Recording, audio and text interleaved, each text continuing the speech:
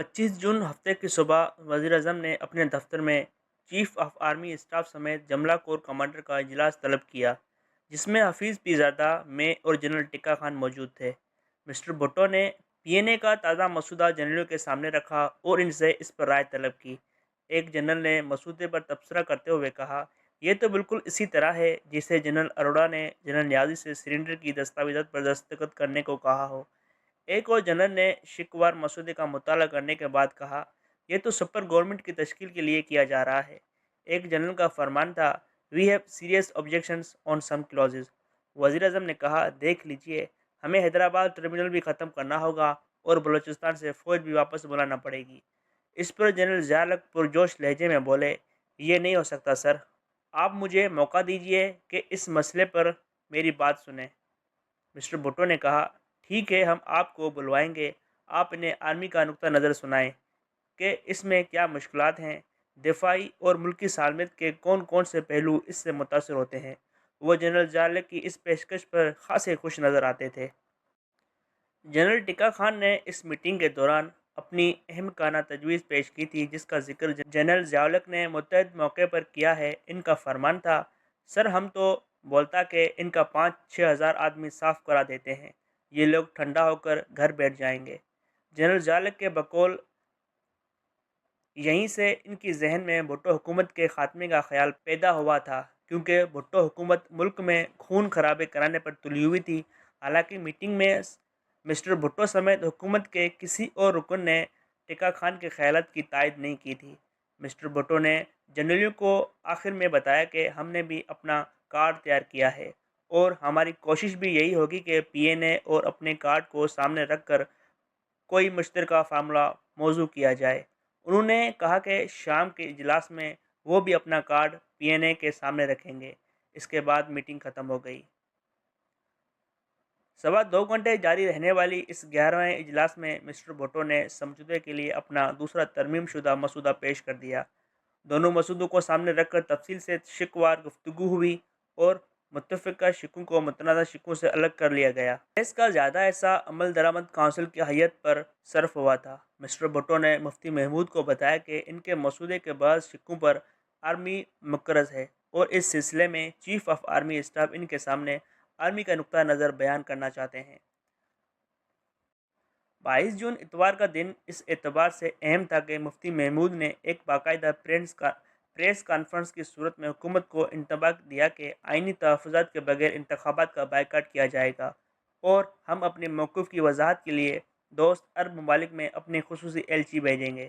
Professor غفور احمد کے لہجے میں اس سے زیادہ تلخی تھی۔ ان کا کہنا تھا کہ اتحاد کا حتمی مسودہ آج حکومت کو پیش کر دیا جائے گا، چاہے وہ اسے قبول کرے یا نہ کرے۔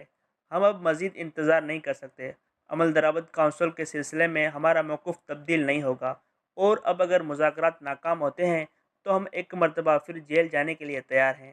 ہمارے آج کی دستاویزات حکومت کے لیے آخری الٹیمیٹم ہوگی۔ ہم تمام مسودے 2-3 دن میں اشاعت کے لیے اخبارات کو جاری کر دیں گے اور مرکزی رہنما اپنے اپنے شہروں کو روانہ ہو جائیں گے۔ لاہور میں مسجد شہداء کے باہر بیگم نسیم ولی خان اور سردار شہریاز مزاری نے بھی ایک جلسے عام سے خطاب کرتے ہوئے حکومت کی نیت پر بڑے جذباتی جملے کہے، جس کے نتیجے میں سنت نگر میں اتحاد اور پیپلز پارٹی کے کارکنوں کے مابین مسلح تصادم ہو گیا، جس میں 8 افراد زخمی ہوئے۔ صورتحال ایک بار پھر وہی نظر آنے لگی تھی جہاں 12 مارچ 1977 کی پی این اے کی تحریک کے وقت تھی۔ 27 جون سوموار کو حفیظ پیرزادہ نے پروفیسر غفور سے ملاقات کر کے پی این اے کا حتمی مسودہ وصول کرنے سے صاف انکار کر دیا اور کہا کہ میں الٹیمیٹم یا دھمکی کے تحت مسودہ وصول نہیں کروں گا۔ ان کا اصرار تھا کہ اتحاد اپنا الٹیمیٹم واپس لے ورنہ مذاکرات نہیں ہو سکتے۔ مفتی محمود نے ان کے اس بیان کے بعد کہا، پیرزادہ کا بیان حکومت کی طرف سے مذاکرات کی ناکامی کا اعلان ہے۔ اصغر خان نے بھی پیرزادہ پر کثیر نکتہ چینی کرتے ہوئے ان کے بیان کو افسوسناک قرار دیا۔ ماحول سخت کشیدہ ہو چکا تھا۔ 28 جون منگل کو وزیر اعظم نے اسمبلی چیمبرز میں ایک ہنگامی پریس کانفرنس سے خطاب کیا اور اپنے موقف کا اعلان کرتے ہوئے کہا، میں سپر گورنمنٹ قبول نہیں کروں گا۔ یہ وہی ترکیب تھی جو 25 جون کی میٹنگ میں ایک جنرل نے استعمال کی تھی۔ پی این اے نگران عمل درآمد کونسل کو حکومت سے زیادہ اختیارات دینا چاہتی ہے۔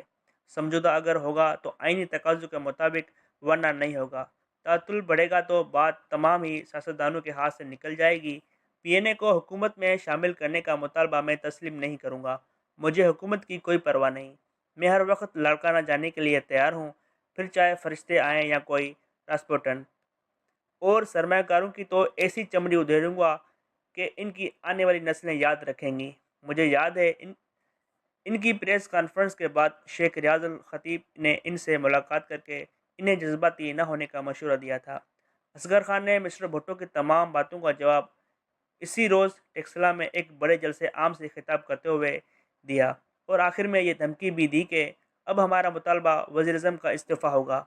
इधर पीपल्स पार्टी का हाल ये था कि वज़ीर अज़म की इमा पर बुलाए जाने वाले मुल्तान कन्वेंशन में कारकुनान ने एक दूसरे पर ही कुर्सियाँ और चाकू चलाए। नासिर अली रज़वी और डॉक्टर गुलाम हुसैन, जो पार्टी के डिप्टी सेक्रेटरी और सेक्रेटरी जनरल थे, एक दूसरे एक दूसरे का मुंह देखते रहे। पार्टी के कारकुन और रहनुमाओं की सूरत-हाल की संगीनी का ज़रा भी एहसास न था कि वो किस मुँहज़ोर सैलाब के धारे के राह में खड़े हैं, और कोई दम जाता है पानी इनके सरों से गुजर जाएगा। वहाँ अब भी एक दूसरे पर इल्ज़ाम तराशियाँ, गाली गलौज और शुकूक व शुबहात के इज़हार का सिलसिला जारी था। शेख रियाजुल खतीब की मुलाकातों का इस दिन ये मुसब्बत नतीजा निकला कि मिस्टर भुट्टो ने टेलीफोन पर मुफ्ती महमूद से बातचीत की और उन्हें अगले रोज़ यानी बुध 29 जून को मुलाकात की दावत दी। भुट्टो साहब ने मुफ्ती साहब को ये यकीन दहानी भी कराई कि एहतियात के किसी रहनुमा को गिरफ्तार नहीं किया जाएगा और कल इंशाल्लाह समझौता हो जाएगा। कौमी एहतियात के रहनुमाओं का मरकज़ जनाब अरशद चौधरी की क़यामगाह थी। आईडी ने इत्तला दी, वहाँ ये फैसला हुआ कि कौमी एहतियात के रहनुमा इस्लामाबाद से अपने अपने शहरों को लौट जाएंगे, मगर जनाब रियाज उल खतीब की कोशिशों से इनकी ये रवानगी रुक गई और 29 जून को प्राइम मिनिस्टर हाउस में मिस्टर भुट्टो और मुफ्ती महमूद के दरमियान एक घंटा तक मुज़ाकरात हुए, जिनमें कोई मावन शरीक न था।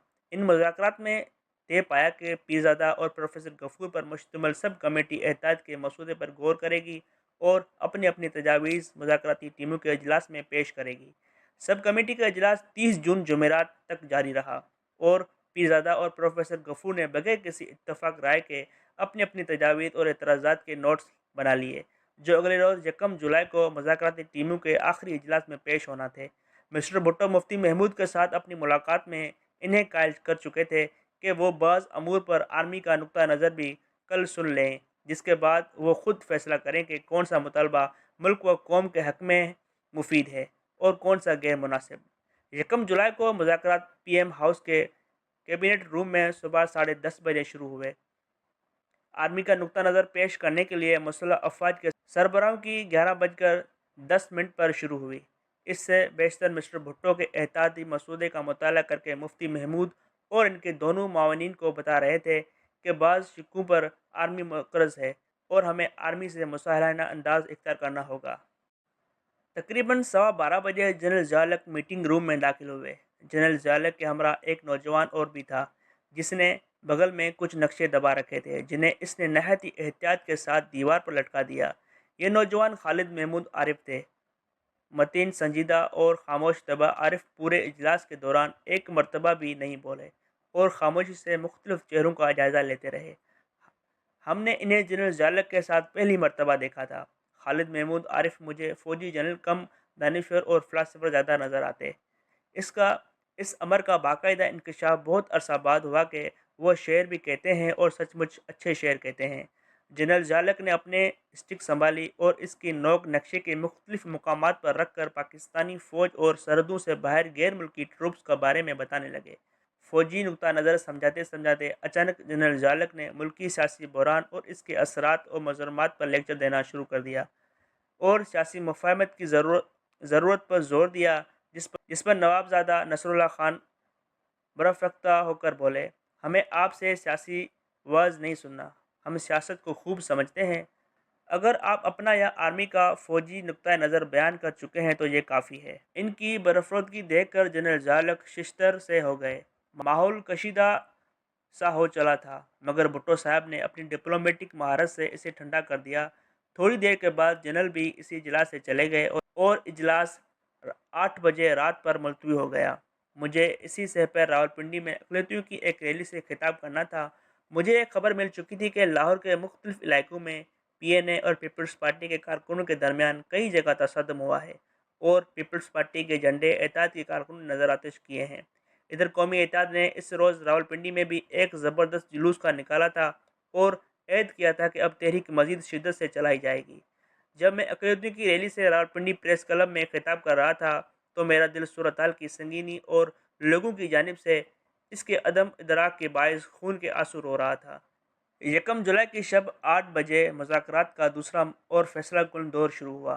ایک ایک شق پر مرحلہ وار پروفیسر غفور نے اپنا نقطہ نظر اور پیرزادہ نے اپنے اعتراضات پیش کیے۔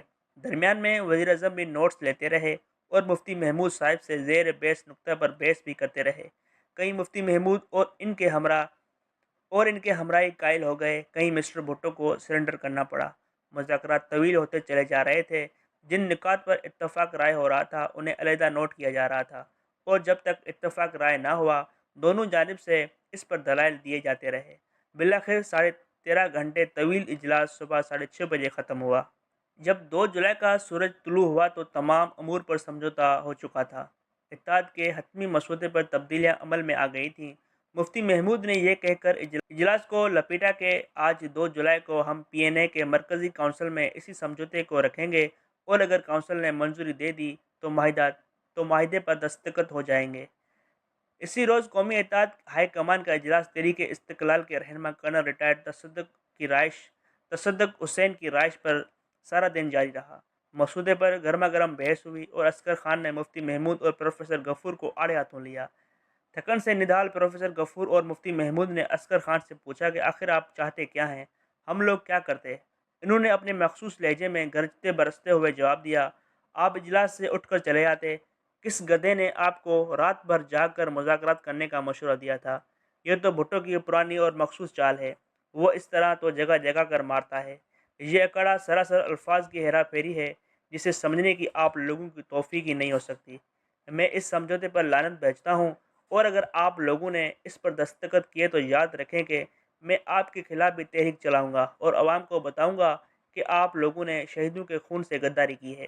اصغر خان کی تلخ و ترش باتوں کو سردار شہریار مزاری اور بیگم نسیم علی خان کے غصے نے اور مہمیز کیا۔ تاہم مولانا نورانی کے سمجھانے بجھانے پر اصغر خان قدرے پر سکون ہوئے۔ مولانا شاہ احمد نورانی نے استفسار کیا کہ اب کیا کرنا چاہیے؟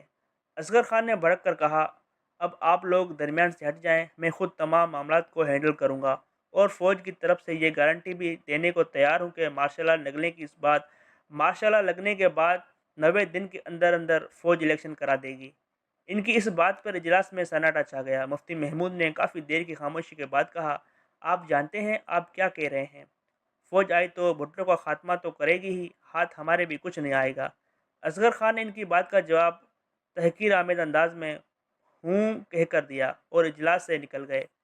پیر پیغمبر نے معاملات کو دوبارہ ٹھیک کرنے اور پی این اے کو باہمی انتشار سے بچانے کے لیے مسودہ قانونی مشیروں کے حوالے کیا اور انہیں کہا کہ آپ اس پر اپنی اعتراضات ڈرافٹ کر دیں۔ کل 3 جولائی کو مذاکراتی ٹیم وہ اعتراضات بھٹو کے پاس لے جائے گی اور اگر اس نے اتفاق کیا تو سمجھوتہ ہو جائے گا ورنہ نہیں ہوگا۔ 3 جولائی کی صبح سردار عبدالقیوم مجھ سے ملنے کے لیے آئے اور بیٹھتے ہی کہنے لگے، ہماری بعض لیڈروں کا آرمی سے رابطہ ہے اور خطرہ ہے کہ آرمی ٹیک اوور نہ کر لے۔ آپ مسٹر بھٹو سے کہیں کہ سمجھوتے پر دستخط کرنے پر تاخیر نہ کریں، بلکہ بہتر ہوگا کہ آپ مجھے اور مفتی صاحب کو بھٹو صاحب سے ملوا بھی دیں۔ میں کابینہ کے اجلاس سے لیٹ ہو رہا تھا لیکن سردار عبدالقیوم کے سنسنی خیز انکشافات کے بعد میں نے اپنے بیڈ روم میں آ کر گرین فون پر وزیر اعظم سے براہ راست رابطہ کیا اور انہیں سردار صاحب کی انتباہ سے آگاہ کیا۔ وزیر اعظم غالباً ناشتہ کر رہے تھے۔ ساری بات سن کر بولے، یار انہیں چھوڑو، یہ لوگ فقط مجھ سے انٹرویو لینے کے بہانے تلاش کر رہے ہیں۔ یا خدا، میں ان کی بات سن کر ہکا بکا رہ گیا۔ ان انتہائی نازک لمحات میں بھی انہیں کس شدت سے یہ احساس تھا کہ ان سے ملنا کتنا اہم ہے۔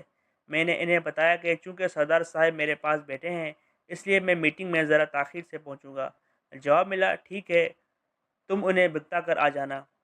میں نے سردار عبدالقیوم سے معذرت کی اور بتایا کہ اس وقت تو بہت ضروری اجلاس میں جا رہا ہوں، واپسی پر ہی انہیں بتا سکوں گا کہ وزیر اعظم سے ان کی ملاقات کب ہو سکتی ہے۔ میں بھیانک سوچوں کے سمندر میں غرق کابینہ کے اجلاس میں شرکت کے لیے پی ایم ہاؤس پہنچا۔ تقریباً पौने घंटे पहले इजलास शुरू हो चुका था।